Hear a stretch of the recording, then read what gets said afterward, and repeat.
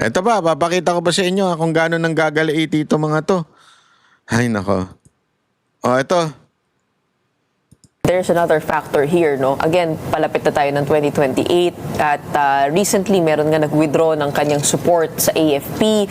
That's Colonel Odi Mongao. Is that an isolated case or are you hearing of more dissatisfaction within the military? Bakit kaya naglakas loob itong si Colonel na sabihin na he is withdrawing support from the president, that the president has no moral ascendancy? Ano kaya yung nagtulak sa kanya para lumakas ang kanyang loob with this public pronouncement? Well, definitely may mga disgruntled elements sa armed forces. No? Maraming mga retired generals ang very critical to say the least sa presidente. Ang dami na lang statements na sinubmit at pinadala sa Malacanang. Pero tingin ko itong kay Mongao ay basically not only political, dahil sabi nga niya na wala na ng credibility ang presidente, pero also personal. Dahil ilang beses siya nakipas sa kanyang promotion. No? Kaya I think for the purposes ng EDSA celebration, tingin ko yung sinasabi ng iba na withdrawal of support ay hindi mangyayari. Definitely. Pero at the same time, sabi mo nga, very crucial yung 2026. A lot of things will be defined dito sa 2026. Halimbawa, Impeachment. halimbawa, sabi mismo ni Senator Trillanes, kung walang kaso na ipa-file sa mga Duterte, then tapos na yung laban vis-a-vis sa mga Duterte. Which means na mahihirapan na silang kasuhan sa 2027 at saka 2028. At yung kanilang mataas na approval rating ay posibleng masustain nila.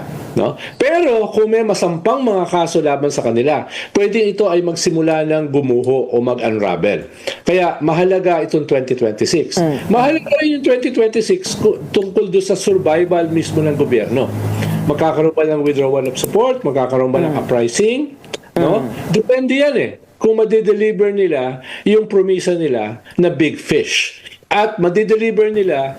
So gigil na gigil talaga sila, no? Hindi sila makapaniwala na kahit anong paninira nila, hindi bumababa ang popularity ni VP Sara Duterte at mas lalo pang tumataas. Hindi talaga sila makapaniwala di ba? Ganyang katindi itong mga to Sabi ko na wala talagang wala talagang pagka ikaw talaga nasa totoo, nasa tama ka, panindigan mo lang. Kasi kahit anong paninirang gagawin sa'yo, ay maybe tatamaan ka. Di ba? May time na bumagsak ang popularity rin. Kahit hindi naman bumagsak, bumaba ang popularity ni VP Sara Duterte. Kaya lang kasi, sabi ko nga, pag tama talaga yung ikaw, yung nasa tama ka, panghawakan mo yan, darating yung panahon na iikot ang mundo at malalaman ng tao kung sino talaga yung nasa tama. Kaya nga ngayon, na sinasabi nito, sinabi daw ni Trillanes na talagang kailangan makasuhan. Bakit? Apaka-importante nito. Huwag niyong kakalimutan ang ginawa ni Marcos Sr.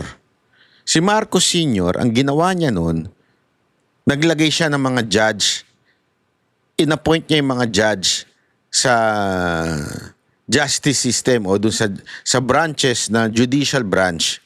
So marami siyang inilagay doon. Kaya yung mga kaso na kinakasuhan niya yung mga kalaban niya, lagi siyang nananalo si Marcos. Naging dictator talaga.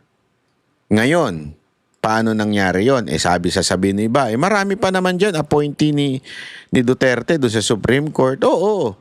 Pero remember, doon sa mga nasa baba, mga ay marami na ho dyan ng inappoint ni Marcos. Hindi lang po yan. Ang pinakamatinding ginawa ni Marcos na katarantaduhan at pinakamatinding bendalo na ginawa ni Marcos ay yung ilagay niya ang isang Boying Remulla sa ombudsman. I think, ito aking pananaw lang ho ito. Iwe-weaponize niya ang ombudsman. Bakit niya to ginawa? Remember, even after him na maging presidente, si BBM, pagbaba niya, I think may 2 more years or 4 more. Hindi ko alam kung eksakto 4 or 2. Basta minimum of 2 years pa si Remulla bago mag-retire. So, I think sa paglagay niya kay Remulla, kay Boying Remulla sa ombudsman is to protect himself, protect yung kanyang mga kaalyado na hindi madedemanda at yung sino man ang magiging kakampi niya ay hindi maagrabyado kahit magnakaw na magnakaw dahil nandun si Boying. At the same time, naandyan si Boying para i-prosecute itong mga Duterte. Kasi remember tama yung sinabi ni Trillanes na the only thing para bumagsak ang mga Duterte is makasuhan. Nadulas siya dun Kasi yung popularity hindi nila mabasag. So the only way para lang siya bumagsak ang mga Duterte, particular na si VP Sara Duterte, ay makasuhan at maikulong kahit kapiraso lang. Kahit mag-bail pa. Importante, yung optics, nakasuhan yan, nakulong yan. Di ba? Alam mo naman, ang mga Pilipino, hindi naman kabisado ang papaano ba tumatakbo ang justice sa ating Pilipinas. Kasi sa atin, pag nakulong ka, iniisip kagad nila, kriminal yan. Hindi nila iniisip na yung pagkulong na yon is getting the custody of that person. Nagkataon lang on that law o on that particular accusation ay walang bail. Kaya nakakulong. But it doesn't mean that person is a criminal. Kaya nga ang tawag dyan is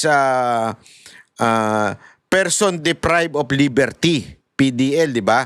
Ibig sabihin, hindi lang sila pinalaya dahil kinuha sila ng custody ng korte. Kaya nga lahat ng gagawin yan, ipinapaalam sa court kasi nasa custody na ng korte yan. At PDL pa lang ang tawag niyan. Ang malungkot kasi sa atin, pag PDL ka, pag pinasuot ka na, pag pinahawak ka na ng ganun, sasabihin na kagad, guilty ka. Hindi yung katulad ni Franz Castro na talagang convicted.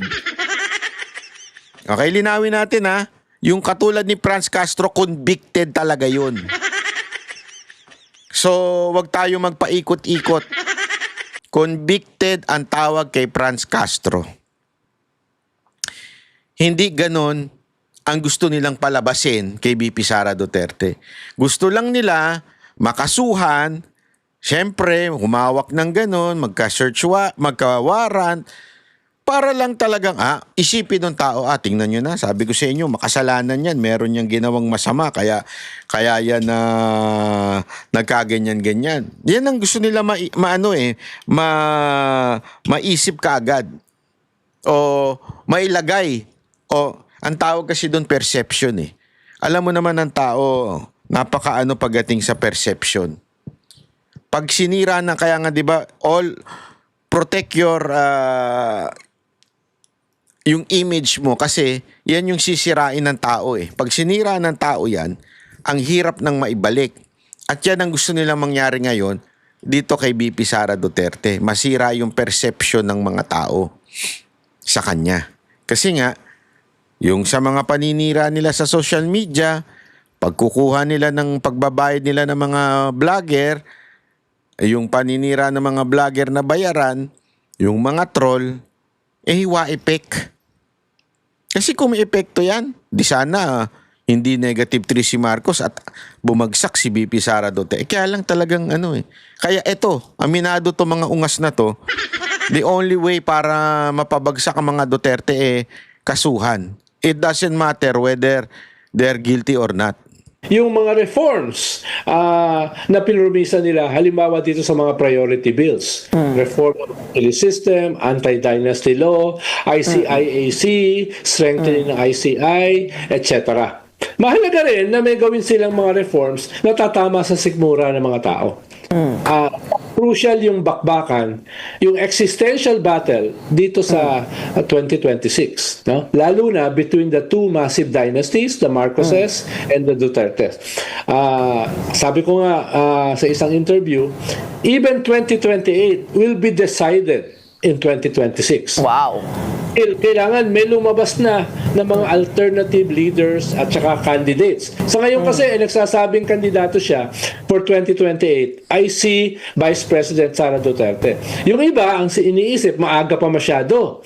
No, maaga pa. Magpapasya na lang kami sa 2027. Tingin ko ay medyo mahirap yon dahil iba yung ating landscape ngayon. Naghahanap yung tao ng alternative ngayon. Hindi sa 2027, hindi sa 2028. Kaya kailangan meron ng sumulpot na tatapat kay Vice President Sara. Kung wala, ay delikado yung labanan sa 2028. So, marami mga dahilan kung bakit very crucial and defining yung 2026. Especially yung usapin ng economy natin na mukhang dumadaus-dos pababa. Ayan. So, ayan na nga. Ayan na nga po yung paulit-ulit nilang binabanggit na actually, ang may utak lang naman na diyan sa 2028 ay itong mga kalaban. Na ano kasi sila eh. Para bang na-shock sila. Natataranta na sila. Kung paano pabagsakin si VP Sara Duterte. Yan po talaga ang kanilang nasa isip. Si VP Sara Duterte, relax lang, chill. O, chill lang, oy. Chill lang si VP Sara Duterte. Wala silang ginagawang hakbang laban sa gobyerno na ito. Wala, as in chill lang. Maniwala ko kayo sa akin, chill lang ang VP Sara datin. Kaya nga nagtataka ako kasi sinasabi nila, dapat kasi hindi mo na parang sinasabi na tatakbo siya sa 2020 kasi sisiraan siya, ganyan-ganyan, di ba? Alam nyo mga kababayan, hindi naman po siya nagsasalita. Tayo lang mga supporter ang nagpipilit sa kanya. It is because sobrang nabudol tayo ng presidente na binoto ninyo, pero okay lang, sige, nabudol na tayong lahat. Yun ang totoo, nabudol ang mga Pilipino, kaya ngayon naghahanap sila ng talagang gusto nilang tumakbo si VP Sara Duterte. And because of that, kaliwat kanan ang bira ngayon ng kalaban. Ngayon, after 4 years na dire-diretso ang bira, walang nangyari sa pagbira nila. At umangat palalo si VP Sara Duterte at bumagsak yung bumibira. Kaya ngayon, natataranta sila, ano nang gagawin natin? Hindi effective yung paninira natin. Kahit anong bayad natin sa mga bayarang media, sa mga bayarang anchor, kahit araw-araw nilang binabatikos ang VP Sara Duterte, walang nangyayari. Hindi swak yung pambabatikos. Paano na to? Ano nang gagawin natin? Yan na nangyayari sa kanila. Tarantan-taranta sa kanila. Di ba? Yan ang totoo eh. Sabi ko sa inyo, alam mo, kung sana seryoso lang si Marcos na sawatain etong korupsyon at ipinakulong niya yung pinsan niya, baka pumaas pa yung ratings niya. Ito, walang biro ito ha. Sabi ko sa inyo, gusto mong tumaas ang ratings mo, BBM? Ipakulong mo pinsan mo? Ipakulong mo si Saldico? Ipakulong mo na rin yung anak mo. Gago! Totoo. Sigurado ko tataas yan. Maniniwala na sa'yo ngayon ang tao, ay, talagang anti-corruption na pala siya. Bakit yung anak niya? Tandaan ninyo yung anak niya, di ba? Marami ring tinanong pa nga ng ICI, saan mo ginamit yung mga allocation mo? ICI po nagtanong niya na hindi niya sinagot. Ay sinagot niya, ewan ko kung sinagot niya ba o hindi niya sinagot. Basta tinanong ng ICI yan. Di ba? Yung nag-resign na ICI commissioner, tinanong yun. So, ibig sabihin, matindi rin ang allocation ng anak niya. So, kung talagang galit ka sa corruption, ipakulong mo si Romualdez, ang pinuno ng Kamara noong nagkaroon ng most corrupt budget at punong-puno ng alokasyon at ghost flood control. Ipakulong mo si Zaldico na siya ang chairman ng appropriation. Pag yan nagawa mo, pati na yung anak mo, sigurado ako tataas yung trust rating mo. Malamang seryosohin ka na ng tao. Ngayon kasi pinagtatawanan ka lang BBM eh. Kaya totoo, pinagtatawa lang na naman si BBM eh. Sa yung pagiging anti-corruption niya, natatawa lang ang tao sa kanya. Pero kung gagawin niya to, malamang sa malamang maayos ang mangyayari. Baka maniwala na sa kanya ang tao. Di ba? Paano ba yan mga kababayan? Balik na tayo sa regular programming natin na everyday 7 a.m. Manood po kayo 7 a.m. dito lang po sa Banat Bay. So wag niyo naman kalimutan, sana lang mag-subscribe po kayo sa channel na ito kung nais ninyong kayo ay maging ma-alert na may video ako. Pwede niyo i-click yung notification bell din. At syempre, subscribe na rin po kayo kasi 60%, hindi pala, 50% ng nanonood dito ay hindi pa nakasubscribe. Subscribe na po kayo, ha? Maraming salamat po. Ako po si Banat Bay. Magkita-kita huli tayo sa susunod nating upload. Everyday, 7 a.m. Everyday, 7 a.m. may upload tayo. Kaya mag-subscribe na kayo. Ha? Kami ang boses ng masa, hindi natatakot. Katotohanan lang, di kami nalulunod. Walang bahid ng sismis, lahat ay totoo. Kahit sino ka pa, pag mali ka babanatan ka. Walang pinipili kulay, wala kaming kinikilingan. Basta para sa bayan, kami lalaban. Pag tama palakpakan, pag mali banatan. Di matitinag, di matatakot, para sa bayan tuloy ang sigaw. Sa harap ng kamera, walang halong takot. Mga baluktot, lahat kayo'y tutumba. Ang hustisya at totoo, yun lang ang mahalaga.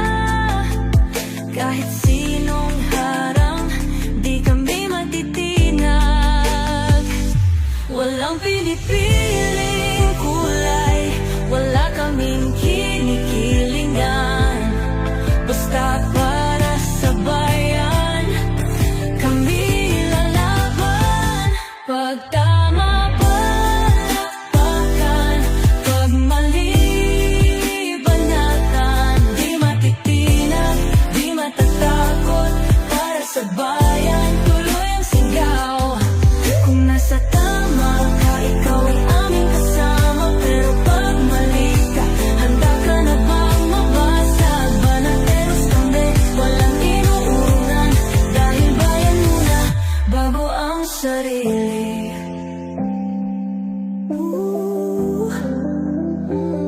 Bago ang sarili.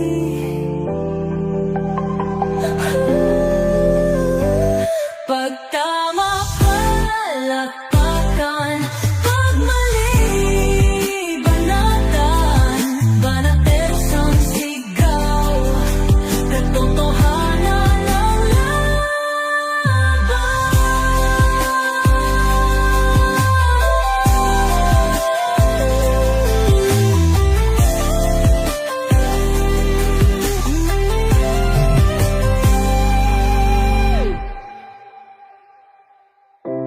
Sa harap ng kamera, wala